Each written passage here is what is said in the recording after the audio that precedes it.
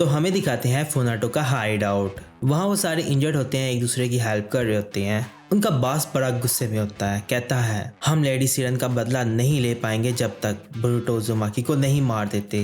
वो बंदा बोलता है अगर हम अभी चले गए तो हम उनका बदला ले सकते हैं, लेकिन फिर बाद में हिडन मिस्ट के ऊपर हमला करना हमारे लिए मुश्किल होगा। फिर उनका बॉस बोलता है मुझे यकीन नहीं आ रहा, ये सच नहीं है कि हम हार रहे हैं। फिर वो बंदा बोलता है आखिरी लड़ाई में हमने अपने बहुत सारे कॉमरेड्स गवा दिए, हम और कैजुअलिटीज अफोर्ड नहीं कर सकते। उसे बड़ा गुस्सा आ रहा होता है, कहता है अब बेस्ट ऑप्शन यही है कि हम आने वाली लड़ाई के लिए तैयारी करें। हैरो बड़ा इंजर्ड होता है और दूसरी तरफ विलेज को दिखाते हैं जो कि बड़ा डैमेज हो चुका होता है। सारे विलेज की मरम्मत कर रहे होते हैं, कहते हैं बहुत बड़ा अटैक था और कागड़ा भी मर गया है और रो रहे होते हैं। शारदा आती है वहाँ, देखती है, कहती है मुझे उम्मीद है कि विलेजर्स ठीक होंगे। बोरुटो कहता है मुझे पता है, जो कुछ भी हुआ उसके बाद हमें आराम करने का वक्त भी नहीं मिला। शारदा कहती है हाँ ये सच है। ईवा भी भागता हुआ आता है, कहता है वेयर हाउस जहाँ पर हमने खाना रखा था वो तबाह हो गया है, अब हमारे पास ज्यादा खाना नहीं बचा।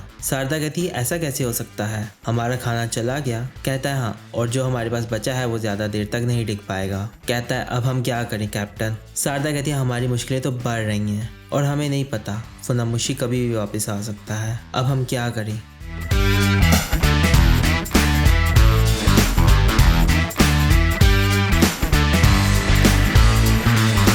शारदा पूछती है तुम खाने की तलाश में जाने वाले हो। कहता है उनका मकसद मिस्ट विलेज के ऊपर अटैक करना है, हो सकता है वो इस विलेज को छोड़कर आगे बढ़ जाएं।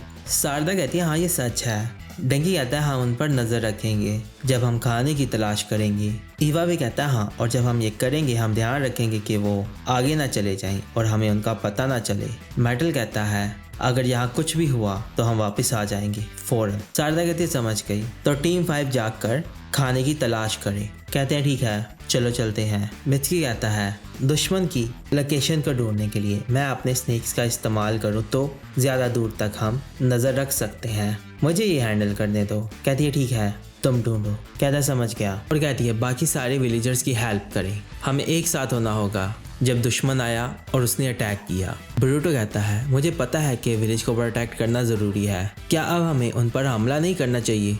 बूटन कहती है हाँ, हो सकता है कि वो हमसे भाग जाएं। कावागी कहता है हम यहाँ बैठकर बात क्यों कर रहे हैं, जाकर उन्हें हराते हैं। शारदा कहती है मुझे पता है तुम लड़ना चाहते हो, हमें नहीं पता अभी वो किधर है। बूटन कहती है हम उन्हें ढूंढ लेंगे जब हम उन्हें ढूंढेंगे तो, और हमारे पास मित्सकी के स्नेक्स भी हैं। कहती है अगर हम निकल गए तो ये विलेज डिफेंसलेस हो जाएगा, विलेजर्स को कौन प्रोटेक्ट करेगा जब हम यहाँ नहीं होंगे। अगर हम यहाँ ना हुए और फुनाटो ने अटैक कर दिया तो ये विलेज तबाह हो जाएगा, और अगर वो यहाँ से गुजरकर आगे चले गए तो वो हिडन मिस्ट विलेज के ऊपर अटैक करेंगे। अगर ऐसा हुआ तो मिस्ट विलेज बहुत बड़े खतरे में पड़ जाएगा। तो बोरुटो कहता है तो तुम ये कह रही हो हमें उनसे यहाँ लड़ना होगा। कावागी कहता है उनके वहां जाने से पहले ही हम उन्हें क्यों नहीं रोक लेते। बूटान भी कहती है मैं यहाँ बैठकर इंतजार नहीं कर सकती, ये लड़ाई कागरा का बदला लेने के लिए है। शारदा कहती है जब मैं कैप्टन बनी तो मैंने ये डिसाइड किया है कि मैं किसी को भी मरने नहीं दूंगी, इसीलिए मैं चाहती हूँ कि तुम मेरे ऑर्डर्स फॉलो करो और विलेजर्स के बारे में भी सोचो। विलेजर्स उधर काम कर रहे होते हैं, बड़े सैड होते हैं,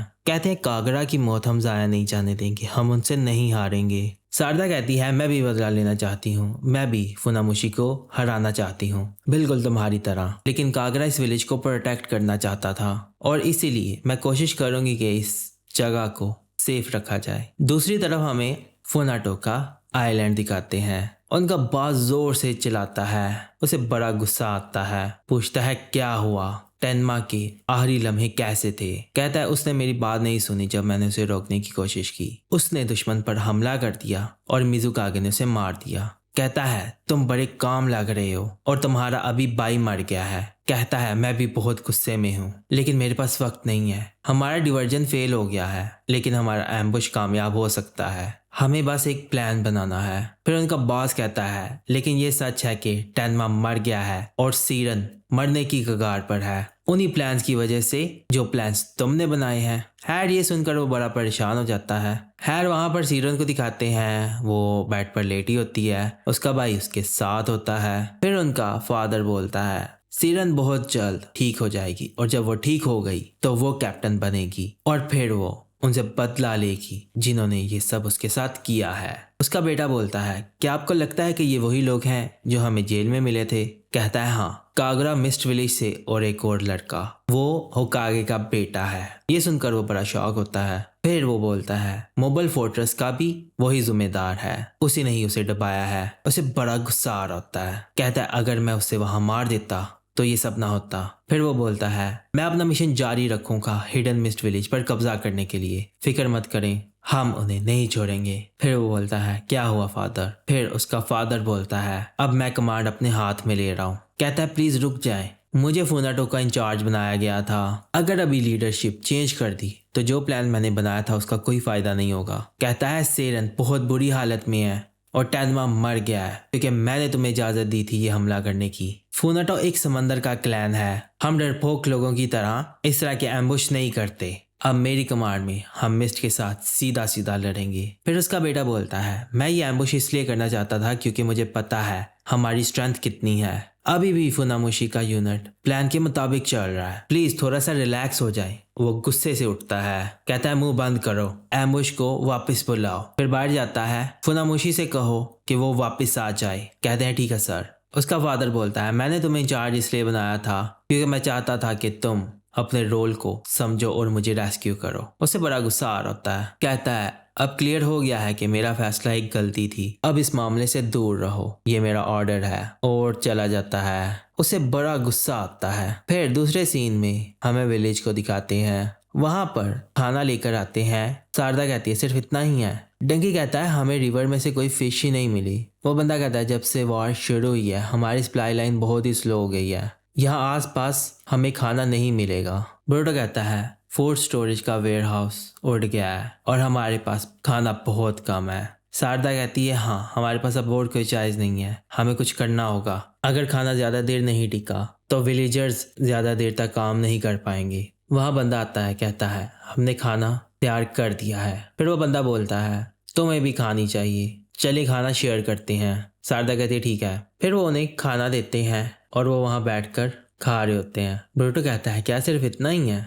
ये तो कुछ भी नहीं है मेरे लिए। हैप्पी जी को कहती है क्योंकि तुम बहुत बड़े हो। कहती है क्या मैं तुम्हें काट कर छोटा कर दूं? शारदा कहती है बस करो। फिर पूछती है कावाकी की तरह? कावाकी आता है, कहता है तुम लोग बेवकूफ हो।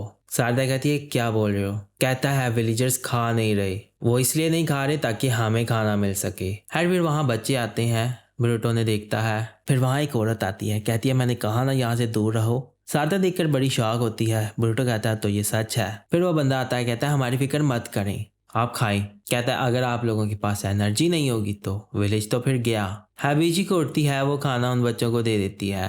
कहते हैं क्या हम खा सकते हैं? कहती है हाँ खा लो। फिर कहते हैं थैंक यू और वो खाना खाने लगते हैं। फिर वो बंदा कहता है माफ कर देना। शारदा कहती है नहीं ऐसा मत कहें, माफी मत मांगे, हम खाने के बिना भी कुछ देर तक रह सकते हैं, विलेजर्स को खाने के लिए दें। कावाकी कहता है वैसे भी कागरा के मरने के बाद हमें भूख नहीं लग रही। ब्रूटो कहता है हाँ ये सच है। हैबिची को वहां से जाने लगती है, मेडल उसे देखता है। फिर हमें दिखाते हैं फॉरेस्ट को, मेडल वहां जा रहा होता है। कहता है मिस हैबिची को किधर है? हैबिची को वहां माउंटेन के ऊपर खड़ी होकर नीचे देख रही होती है। मेटल आता है, कहता है मुझे पता था कि आप बहुत अच्छी हो, आज साबित हो गया। कहती है मैंने कहा ना कि वो खाना मेरे लिए ठीक नहीं था, मुझे नहीं लगता कि ये सच है। कहती है मेरी फैमिली नहीं थी, जितना मुझे याद है मैं फुटपाथ पर थी और जब मैंने उन बच्चों को देखा तो मुझे अपना बचपन याद आ गया कि हम खाने की तलाश किया करते थे। और फिर फ्लैशबैक में दिखाते हैं वो कचरे के ढेर में होती है और वहां पर खाना ढूंढ रही होती है। उसे जो कुछ भी कोई काम की चीज मिलती है वो कलेक्ट कर लेती है।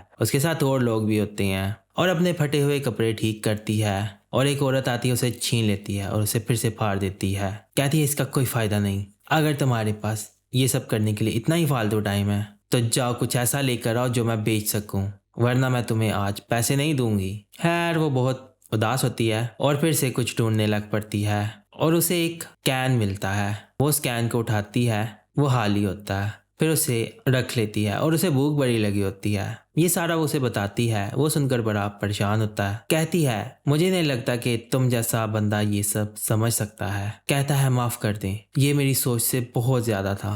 कहती है कोई बात नहीं। फिर पूछता है आपने शिनोबी बनने का क्यों डिसाइड किया मिस हैबिची को? कहती है मैंने जो भी किया किसी ने मेरी कभी तारीफ नहीं की।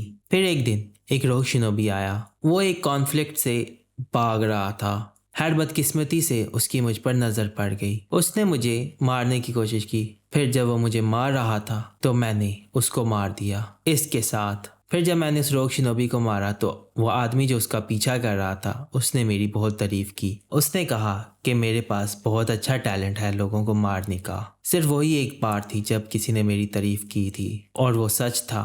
फिर मैंने ये मान लिया कि लोगों को मारना ही मेरा असली टैलेंट है। फिर मैं एक शिनोबी बन गई। कहती है मैं अपनी जिंदगी लोगों को मार कर ही गुजारूंगी। मेटल कहता है आपकी और भी बहुत सारी अमेजिंग चीजें हैं, जैसे कि मैं अपनी ज़िंदगी में कभी भी आपसे बेहतर किसी से नहीं मिला। फिर वो कहती है तुम्हें दूसरों के मामले में टांग नहीं अड़ानी चाहिए, चलो चलते हैं। फिर वो जाने लगती है और वो उसके पीछे जाने लगता है। कहता है रुक के मैं सीरियस हूँ। खैर विलेजर्स वहाँ पर काम कर रहे होते हैं। शारदा कहती है ये डिफेंसेस काम कर सकते हैं।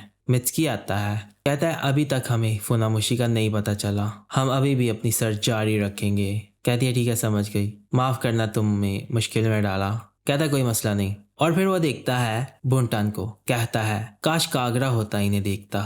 शारदा कहती है हाँ मैं भी यही सोचती हूँ, हर कोई कागरा के लिए ही इतनी मेहनत कर रहा है। बुरुटो कहता है वो बहुत अमेजिंग था, मुझे फुनामुशी से नफरत है, मैं उसे नहीं जाने दूंगा। शारदा को भी बड़ा गुस्सा आ आता है और दूसरी तरफ वो अपना काम पूरा कर लेते हैं। सारे विलेजर्स फिर थके हुए वहाँ बैठे होते हैं। डंकी कहता है जैसा हमने सोचा था, खाना नहीं है, आसपास खाना नहीं मिल रहा। ईवा भी बोलता है जो मर्जी कर ले, ये खाने का मसला हमारे लिए बहुत बड़ा मसला बन जाएगा। कावाकी आता है, उन बच्चों को बोलता है क्या ये सच है? कहते हैं हाँ ये सच है, हमने वो पहले भी देखा था, तुम्हें बस वहां जाना है माउंटेन के पास और बस इतना ही। बहुत सारी वहाँ ट्रीज हैं जिनके ऊपर फ्रूट्स हैं। शारदा बाकी सब ये सुनकर बड़े शॉक होते हैं। शारदा कहती क्या ये सच है? क्या तुम हमें बता सकते हो कि एग्जैक्टली वो किधर है? कहता है पहाड़ों के आगे। मैंने कहा ना। कावाकी कहता है हमें बस इतनी ही इन्फॉर्मेशन मिल रही है, मैं इनको ले जाता हूँ और जाकर देखता हूँ। शारदा कहती है क्या सच में जाओगे? कहता है हाँ, अगर हम वहाँ जाएं और जल्दी वापस आ जाएं तो कोई प्रॉब्लम नहीं बनेगी। इवाबे कहता है रुको, डंकी और मैं जाएंगे। कहता है क्यों, क्या हुआ, क्या मुझसे कोई प्रॉब्लम है? इवाबे कहता है मैं ऐसा कहना नहीं चाहता, तुम बहुत अच्छे फाइटर हो, मुश्किल से मुश्किल हालात में भी, इसीलिए तुम्हें यहाँ रुकना चाहिए। डंकी कहता है क्या तुम लोग हमें वो रास्ता दिखा सकते हो? कहते हैं हाँ। शारदा कहती है याद रखना हमें नहीं पता कि दुश्मन किधर है, तो ध्यान रखना। डंकी कहता है ठीक है समझ गया। कावाकी कहता है अब तुम लोग जा रहे हो तो कुछ ना कुछ जरूर ढूंढ कर आना, समझ आई? इवाबे कहता है हाँ जरूर। डंकी कहता है हम रात तक वापस आ जाएंगे। फिर वो जाने लगते हैं। वो उन्हें उठा लेते हैं और उन्हें लेकर भागने लगते हैं। कहते हैं निंजास बहुत अमेजिंग है और बहुत फास्ट होते हैं। फिर आगे जाते हैं। लड़की कहती है वो बस थोड़ी ही दूर है, इस रिवर के पास उधर करके। वहां से बहुत सारे बर्ड्स उठते हैं। सारे ये देखकर डर जाते हैं। डंकी कहता है दुश्मन कहीं भी हो सकता है। इवाबे कहता है हाँ तुम सही हो, तैयार रहना। वो जंप करते हैं, आगे जाते हैं और फॉरेस्ट में चले जाते हैं। दूसरी तरफ विलेज को दिखाते हैं। बरुटो कागरा की ग्रेव पर जाता है और बड़ा उदास होता है। कावाकी आता है उधर। बरुटो कहता है कागरा जब छोटा था आसपास के सारे लोग इससे नफरत करते थे, इसीलिए ही वो इस विलेज में आ गया। वो किसी पर भी ट्रस्ट नहीं करता था, सिर्फ अपनी तलवार पर करता था। उसने अपना बहुत सारा टाइम इस ट्री के पास तलवार को चलाते हुए बिताया है। यहाँ के लोगों ने कागरा को पूरी तरह से एक्सेप्ट किया था, जिस वजह से ये विलेज उसके लिए बहुत ही इंपॉर्टेंट बन गया। वो गुस्से से नीचे पंच मारता है, कहता है मैं कुछ भी नहीं कर पाया। कागरा ने अपनी कुर्बानी दे दी इस विलेज को प्रोटेक्ट करने के लिए और हम सबको भी प्रोटेक्ट किया। कावा कहता है तुम अकेले नहीं हो, मैं भी कुछ नहीं कर पाया, वो मर गया इससे पहले कि मैं उसका एहसान चुका पाता। बहुत ही अजीब था। कहता है बरुटो तुम्हें पता है ना, जब हमें अगली बार फुनामुशी नजर आया हम उसे भागने नहीं देंगे। कहता है हाँ मुझे पता है, कागरा चला गया है, अब ये सब हम पर है, अगली बार हम यकीनन उसे नहीं छोड़ेंगे। फिर रात हो जाती है। डंकी और इवाबे उन बच्चों को लेकर जा रहे होते हैं। कहती है ये देखो यहाँ बहुत सारा है। सारे देखते हैं, कहते हैं अब तो हमें खाने की प्रॉब्लम नहीं होगी। फिर वहां से एक फल उतारता है। एक फुनाटो का बंदा भागता हुआ आता है। कहता है कौन हो तुम? कहता है तुम उस विलेज से हो है ना? फुनाटो के बंदे होते हैं उनके सामने। इवाबे कहता है हमें इन्हें हराना होगा। कहता है हाँ, एक साथ हमला करते हैं। फिर वहां पर और भी बहुत सारे आ जाते हैं, आगे पीछे से निकल कर आ जाते हैं, उन्हें चारों तरफ से घेर लेते हैं। खैर वो बच्चे बहुत डर जाते हैं। इवाबे कहता है भागो। उस पर एक बंदा हमला करता है। डंकी उसे देखता है, पीछे से डंकी पर भी एक बंदा हमला करता है। उनके सारे फल नीचे गिर जाते हैं। फिर वहां भागता हुआ बंदा आता है, बॉस को बताता है लॉर्ड उरामी के ऑर्डर्स आए हैं, हमें वापस जाना होगा। कहता है दिखाओ मुझे। वो उसे खोलता है, पढ़ता है जिसमें लिखा होता है कि वो लड़की अभी तक रिकवर नहीं हुई, एम्बुश को खत्म करो और वापस आओ। उसे बड़ा गुस्सा आता है, गुस्से से कहता है अब वो चाहते हैं कि हम वापस आए। हम कहीं नहीं जा रहे, हम लेडी सेरन का बदला लेंगे। जब हमने उन्हें मार दिया जिन्होंने उनके साथ गलत किया था, फिर हम वहां जाकर हमला करेंगे। मुझे अब रोकने की कोशिश मत करना, लड़ाई में जाने के लिए तैयार हो जाओ। कहता है ठीक है, फिर बोलता है तैयार रहना बरूटो उज़ुमाकी, मैं तुम्हें नहीं छोड़ूंगा, अपने हाथों से मारूंगा। और फिर एपिसोड खत्म हो जाती है।